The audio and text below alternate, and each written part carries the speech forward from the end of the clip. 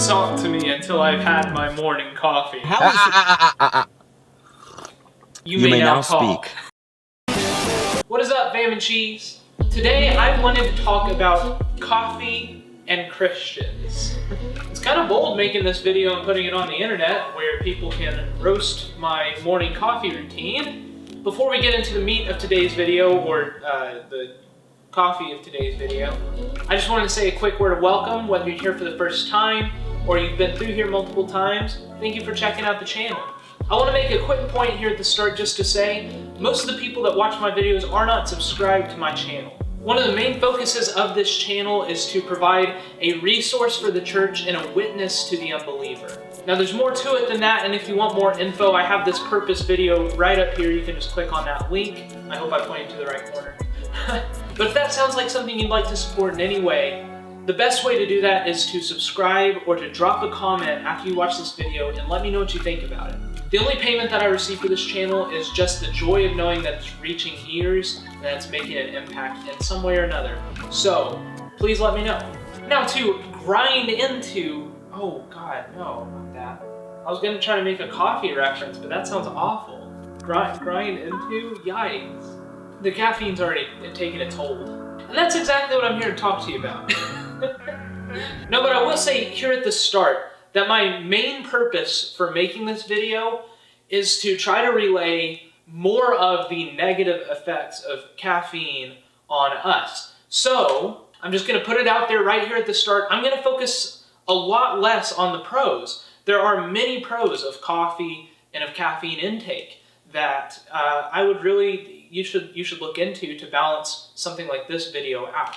A lot of times I serve as a counterweight. Basically, I see trends headed in one direction and I start to want to get involved in the way of kind of countering that out, showing a different way. And that's kind of the purpose of this video. It's meant as a counterweight. I'll briefly mention just that coffee has become very important to church culture. For example, if you fill out any sort of get connected card at a church nowadays, the chances are that if someone reaches out to you, they'll be like, hey, I would love to know more about you, like all this awesome stuff. When would you be free for coffee? It's kind of a meme in church culture. I could honestly probably post a few here. I think there's some good ones. And I think there's really good reasons for that. I think there's really good reasons that coffee has percolated. There's another coffee reference there. I think there's a reason that coffee has really gotten into the system. And again, there's another one. I think there's really good reasons why coffee is so prevalent right now in the culture. The main reason is that it gives us an avenue, especially at a coffee shop, to sit down, look in the eye of another person, and relate and talk and not have distractions going on. Because one of the effects of caffeine, obviously, is it keeps your brain on high alert. It creates an ideal environment for building relationships. That makes sense, honestly. The main reason I'm drawing concern, though, is caffeine. To put it bluntly, caffeine is a drug.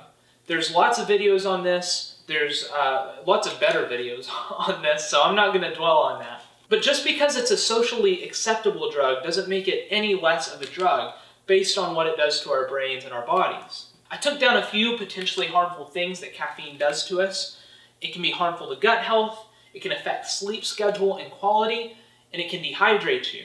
These things honestly are lower tiered than the main thing that I want to bring up, which is that it increases anxiety due to fight or flight response being enabled. So the reason you kind of build up more hype over a cup of coffee is because your fight or flight is kicking in. So you're more on edge, which that's one way to do it, okay? Not inherently a bad thing, but it becomes bad. And it especially becomes bad when we make addicts of people who are already prone to anxiety. In a very practical sense, if we want to start to begin to heal the world of the overwhelming amounts of anxiety that we're seeing take over, one of the very practical first steps could very well be eliminating caffeine from our diet. That's not to say that it has to be cut out of your life permanently by any means. It's just to say, because it is functioning like a drug, it may be harder of a step than you think. Now I already hear another subgroup of people that may or may not watch this video saying, oh, caffeine doesn't even have any effect on me. I just drink the thing before I go to bed. I've heard that almost more than I've heard that caffeine gives a jolt to people. And that brings me into another point of it being a drug, dependency. More often than not, the people who are saying this kind of thing are the people who are fully dependent on a cup of coffee or more a day. And if you want to refute me on that, try not having coffee for, 4 or 5 days, and then have it again after that, and then see if it gives you a kick. And let me know if you don't have headaches within that time. Because then it could just be a thing of, our bodies are different from one another. The last thing I'll say about dependency is to the church. As the church, if we find ourselves becoming dependent on substance outside of God, then we really need to be raising some red flags. So first is increase in anxiety. Second is dependency. The last thing I had to say, I actually wanted to pull more of a direct quote from something I heard recently that I think says this really well. So this will be paraphrased a bit, but it's basically saying that caffeine is not increasing our energy, it's actually borrowing future energy and taking a portion. And then I wrote down, kind of like a bank loan.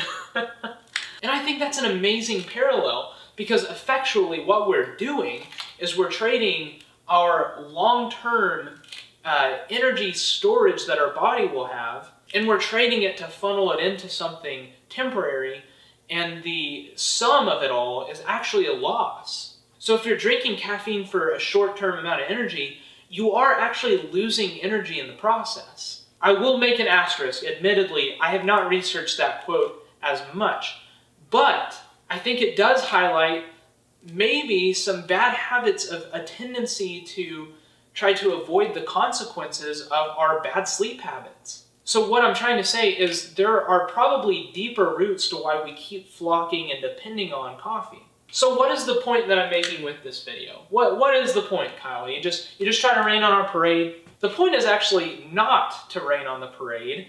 That is exactly why I have my whole collection back here.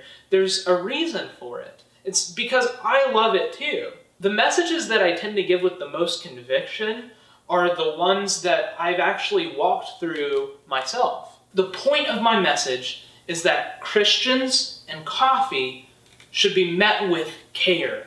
We should not just be mindlessly consuming this thing. This goes for coffee, this goes for any other thing that the world around us is just kind of doing mindlessly.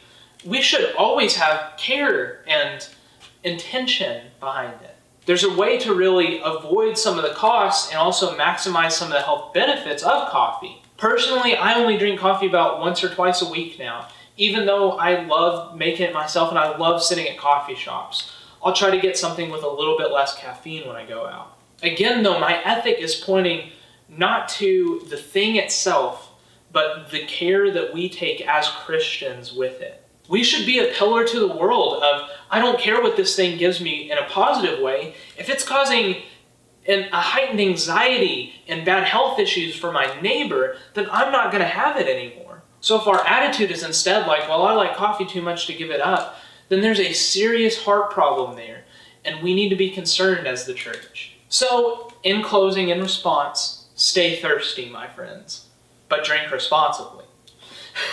Guys, I want to thank you so much for watching this video. Leave me a like, leave me a dislike, either one, or definitely leave me a comment. I would love to see you roast my coffee making skills. Until the next video, do everything you do wholeheartedly and with intention. Peace!